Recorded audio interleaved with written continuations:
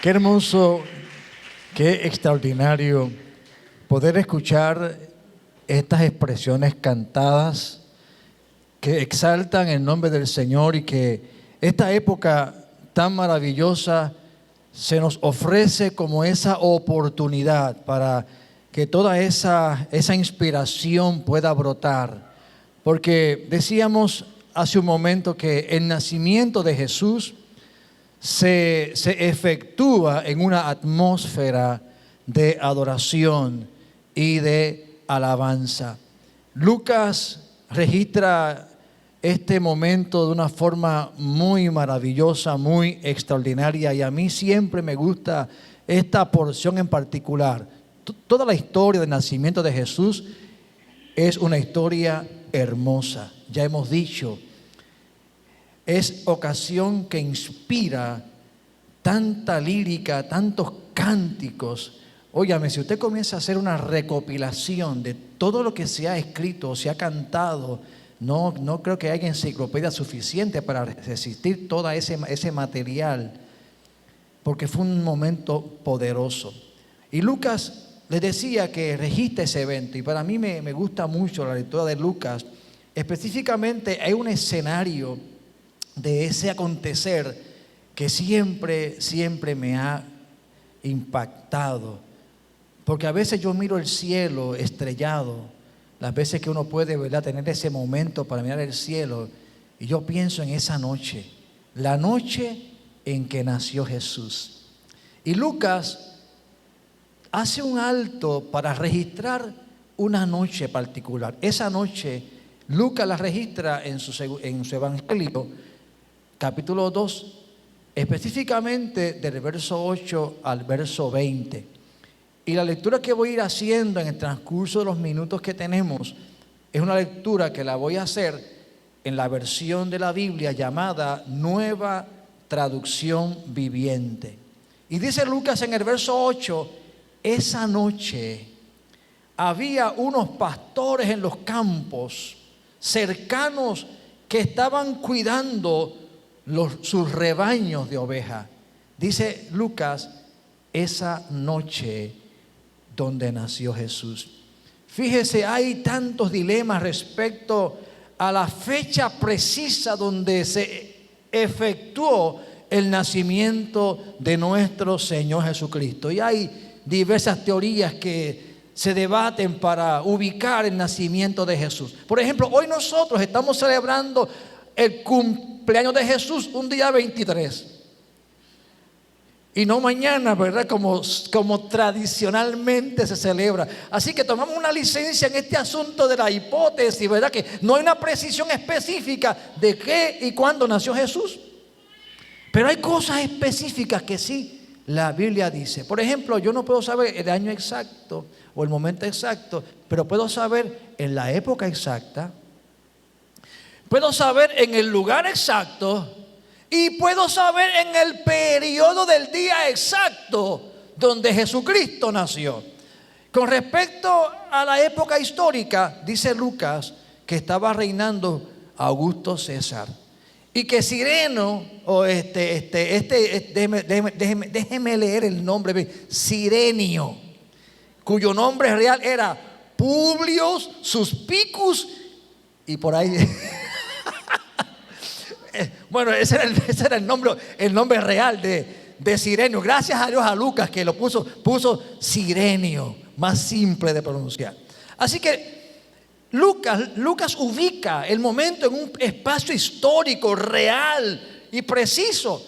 También es preciso al decirnos el lugar, porque dice que nació ¿en dónde? En Belén de Judea, la ciudad de David. Qué interesante que llama a este lugar pequeño, a este lugar insignificante, lo llama la ciudad, porque allí nació el Salvador. Y cuando Jesucristo nace en un espacio, Él cambia todo, cambia el nombre, las circunstancias cambian.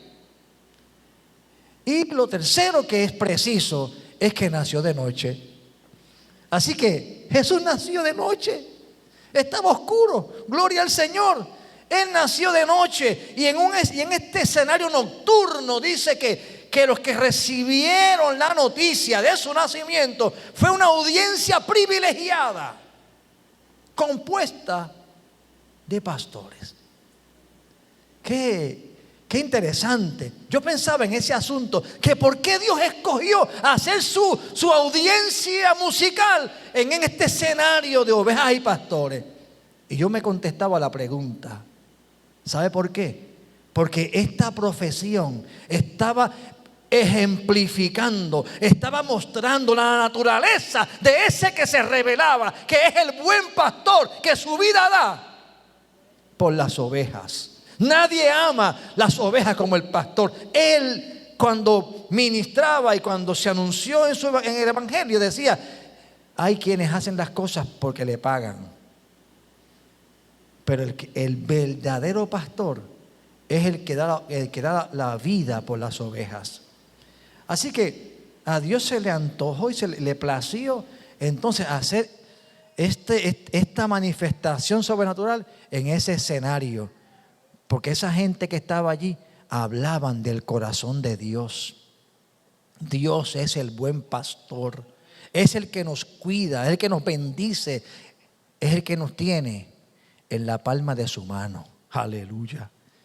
Así que ante esa audiencia privilegiada pasa un acontecimiento poderoso y maravilloso. Y dice el verso 9: de repente apareció entre ellos un ángel del Señor. Y qué interesante, ¿verdad? Que especifica, no era cualquier ángel. Claro, los ángeles verdaderos todos son del Señor, los verdaderos, benditos, son del Señor.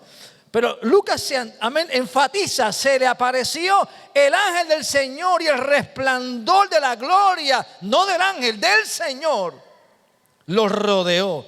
Y los pastores ante ese escenario estaban aterrados. Este mensajero del cielo, este ángel enviado del Padre Celestial, enviado de Jehová de los ejércitos, porque esa palabra Señor, hemos aprendido que hace referencia a Jesucristo, pero también tenemos que ampliar un poco ese escenario para decirle que Señor es el Adonai, que los judíos, para no pronunciar el nombre sagrado de Yahvé, decían Señor o decían Adonai. Como diciéndonos, aquí hay una manifestación del Dios Todopoderoso, el Dios de Israel, que está haciendo un anuncio poderosísimo y ha enviado este ángel. Y la gloria, esa gloria, ¿sabe? Israel estaba acostumbrado en un tiempo a ver esa manifestación, sobre todo en el tiempo de Moisés. Cuando Moisés recibió la orden de Dios de levantar el tabernáculo y hacer aquel lugar y aquel artefacto que era el arca del pacto, Dios hizo una promesa de manifestarse allí. E Israel fue testigo de ver la gloria de Dios descender como una columna sobre aquel lugar. Así que esa gloria, Israel en un tiempo histórico estaba familiarizado, pero hubo un tiempo cuando como que no se veía. Como que vino un tiempo como de silencio. Algunos llaman a ese periodo intertestamentario un tiempo de oscuridad. Pero Dios no estaba dormido. Él no estaba silente. Estaba esperando un día, un momento, que en la historia ya estaba prefijado por Él para que se manifestara el Salvador. Y esa gloria que Israel un día vio, ahora estos ángeles comienzan a verla. Pero cuando usted deja de ver algo por un tiempo, cuando vuelve a verlo, se asusta. Bueno, pudiera pasar eso, ¿no? Y estos se aterraron, porque aquella gloria no era para mal, era para bien. Pero ahora vuelve otra vez. Vuelve otra vez a surgir en la historia esa manifestación de gloria. Y desde el día en que allí se manifestó, no ha dejado de manifestarse.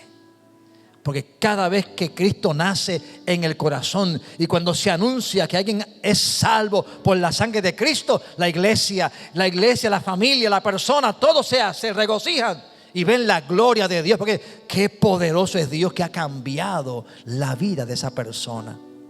¿Y qué hay detrás de eso? Una gloria. Una gloria. Y estos pastores estaban aterrados ante esa gloria. Pero el ángel le dice en el verso 10, tranquilícense, no tengan miedo, les dijo, les traigo buenas noticias que darán alegría a toda la gente. La palabra que allí se utiliza es una palabra que es muy común a nosotros, la palabra evangelio. La expresión les tengo una buena noticia se traduce, es la traducción al español del vocablo griego evangelio. Porque allí estaba aconteciendo la mejor noticia, la noticia más extraordinaria. Yo les he dicho a ustedes y les he explicado que esta palabra es muy importante. Porque evangelio es una noticia que se da cuando ocurre algo bueno. Cuando ocurre el nacimiento de un rey. Cuando ocurre el casamiento de un príncipe o una princesa. Evangelio era una palabra que era utilizada en la cultura griega para identificar un buen momento. Aleluya. Y allí estaba ocurriendo lo mejor de lo mejor que jamás podrá ser superado. Aleluya. Allí estaba naciendo Jesús. Allí estaba naciendo, amén, lo que el hombre necesita, el Salvador. Por eso dice, esta noticia va a traer regocijo, va a traer alegría. Quizás en el contexto histórico de Roma, como decía yo en otro sermón, decía que quizás la expectativa era de libertarlo del yugo romano. Pero el evangelista Mateo es claro en decir que aquel Salvador vendría para salvarnos de los pecados. Así que no deja un cabo suelto, sino que deja bien claro que la razón del nacimiento del Salvador no era para libertarlos de un yugo temporero, porque aunque Roma oprimía al pueblo, ese yugo un día iba a ser quitado. Pero ¿qué es lo que necesita el hombre? ¿Una curita al mal o una sanidad total? En el pecado, el hombre necesita no una curita, perdón. No es como Braden, ¿verdad? Que pide al abuelo, abuelo, una curita. Aquí hace falta un Salvador que liberte al hombre de ese yugo, porque si los males que la sociedad y en la historia han surgido, todos ellos tienen como origen y génesis el pecado. Jesús es la buena noticia. Para algunos es algo poderoso, para algunos no, para los que han recibido a Jesucristo como Salvador, pueden decir, yo doy gracias a Dios. Lo mejor que me ha pasado ha sido conocer a Jesucristo. Hay esposas y esposos que dicen, lo mejor que le ha pasado a él o a ella es haber conocido a Jesús. Lo mejor que le ha pasado a mi hijo es conocer a Cristo. Lo mejor, es decir, que cuando Cristo viene y salva al ser humano y le perdona sus pecados, es lo mejor que le puede acontecer a cualquier ser humano. Por eso que la iglesia no se cansa, no solamente en Navidad, sino continuamente proclamar el evangelio. Somos portadores de una buena noticia. Estamos comunicando que Jesucristo es el Salvador. En el verso 11 dice Lucas, noticia que dará gran alegría a la gente, dice el verso 10 al final. El Salvador, sí, el Mesías, el Señor, ha nacido hoy en Belén, la ciudad de David. Este es el contenido. La noticia es que ha nacido, pero el contenido del evangelio es que allí nació, número uno, el Salvador. Ya le hemos dicho, el que perdona los pecados, el que pone la sanidad real en el ser humano. Pero dice también el Mesías. Aquellas profecías que por siglos Israel las repetía, las memorizaba y creaba una expectativa en sus vidas, ahora se hacía una realidad. Allí nacía el Mesías, cumpliendo una cantidad de profecías que anunciaban su nacimiento. Pero dice algo más, dice el Señor, y vuelve a utilizar una frase muy importante. En este mes de diciembre hemos dedicado un tiempo para resaltar la divinidad de Jesús. No creemos en el Cristo histórico porque hubo un tiempo en que Él nació, pero creemos que ese que nació allí es Dios encarnado, es Dios con nosotros. Es lo que dice el Evangelio, es Emanuel. Y tenemos que resaltar esa verdad que es la divinidad de Jesús. Él es 100% hombre, Él es 100% Dios, Él es el Mesías prometido a Israel. Dice, y cierro con esto para que llegue a tiempo a su casa. Gloria al Señor. En el verso 12, y los reconocerán por la siguiente señal: encontrarán a un niño envuelto en tiras de tela, acostado en un pesebre. Yo pregunto, amados, ¿cuántos niños habrán nacido esa noche? No tenemos una estadística que pueda decirnos cuánto, pero podemos argumentar y saber que debieron haber nacido algunos niños esa noche, sobre todo en Israel, que las familias son numerosas. Así que esa noche quizás nacieron muchos niños, pero el ángel fue específico para decirle a ellos qué cosas ellos iban a observar como evidencia inequívoca de que aquel que tenía esta seña era el Salvador, era el Mesías, era el Señor. Y cuando le dio la seña, lo encontrarán envuelto en tiras de tela. O sea que aparentemente María no tuvo el tiempo de bordar, ¿verdad? Las mamás pasan meses bordando sabanitas para los bebés. Pues parece que María, amén, no le dio tiempo de bordar el manto. ¿Y qué hizo? Pues buscó cantos de tela. Y en esos pedazos de tela, dice el ángel, estará envuelto. Pero dice aún más, no tenía, amén, una cuna. No había una cama suntuosa. José era carpintero, le pudo haber hecho una buena cama. Pero ¿cuál fue el problema? Es que él tuvo que venir de emergencia a empadronarse hacia Belén. Así que no tuvo tiempo de hacer el proyecto de la cama de Jesús.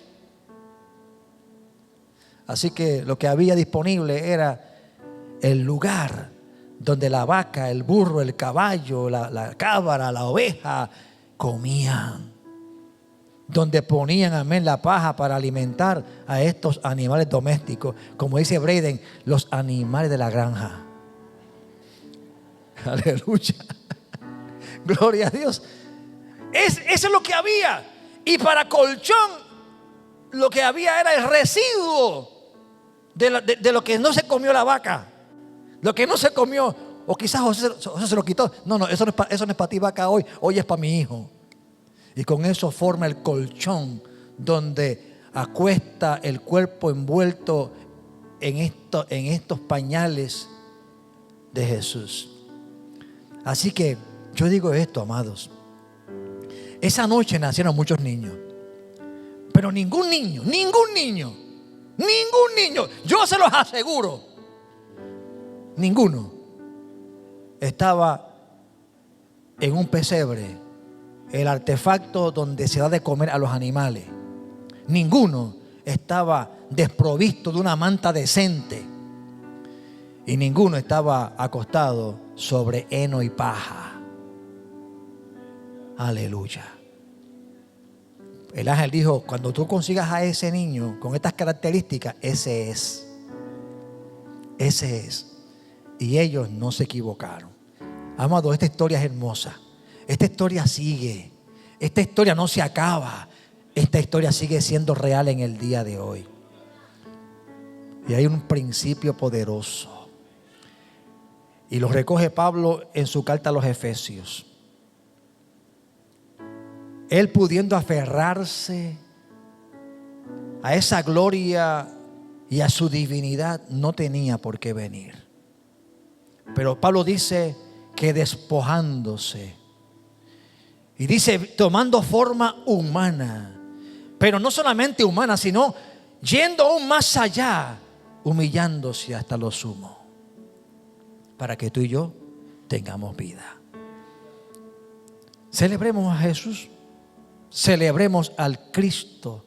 Gócese, cante, brinque, salte, dele gloria al Señor. Celebre que Cristo le ha salvado. Pero por favor dígale a alguien también de esa buena noticia. Él sigue siendo el Dios que quiere morar en nuestros corazones y nacer en nosotros. Amén. Que tengan una feliz Navidad. Que disfruten con su familia. Gloria al Señor. Y les invito el domingo a venir a nuestro último culto del año 2020, gloria al Señor, a celebrar a Jesucristo, nuestro Señor y Salvador. Gracias, iglesia. Les abrazo en el nombre de Jesús. Crean, oye, qué gozo verles aquí. Y a los que están viéndonos allá en sus casas, Dios les bendiga. Un abrazo de mi familia, un abrazo de los líderes de la iglesia, los ancianos de la junta de la iglesia. Un abrazo fuerte en el nombre de Jesucristo. Y disfruten esta noche y mañana y todos los días que vengan, hasta que el Señor nos llame o venga por su iglesia. Oramos. Estamos de pie. Gloria al Señor. Padre, gracias. Gracias por tu pueblo que está aquí, Señor. Por tus hijos y tus hijas, Señor, que hoy, Señor, han hecho un alto para celebrar, no solamente en este momento, sino todos sus días, que tú eres Rey, que tú eres Señor. Gracias por los cánticos. Cada cántico es un mensaje. Cada cántico es un evangelio. Es una noticia buena que estamos pronunciando para que todo aquel que la escuche tenga fe y tenga esperanza. Bendice a tu pueblo, Señor. Ahora te pido, Padre, que con bien ahora les permitas llegar a sus casas. Guarda y bendíceles en el nombre de Jesús. Y bendice la audiencia que ha estado ahí. Gracias, Padre. Gracias, Señor. Toda gloria y honra es tuya, ahora y siempre. Amén.